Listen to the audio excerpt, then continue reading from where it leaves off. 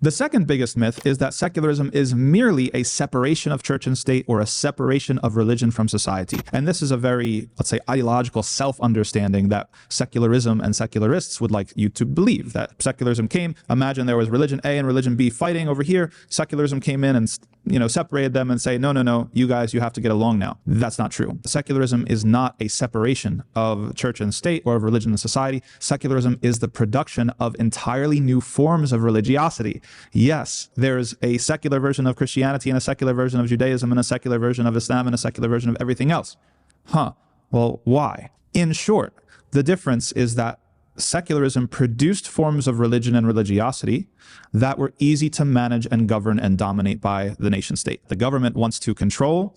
That's what modern governments do. They control, and they try to control as much as possible. And when you have people that their main allegiance is not to a government, but actually to God, not to the nation, but actually to a community of believers, the government kind of sees this as a threat.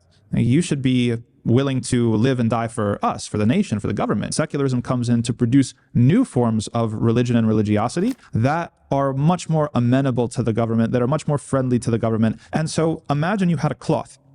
Okay, and your religion originally was this big cloth. What secularism does is secularism basically cuts that cloth down to size. And so it will say, this is what fits in our version or our vision for society.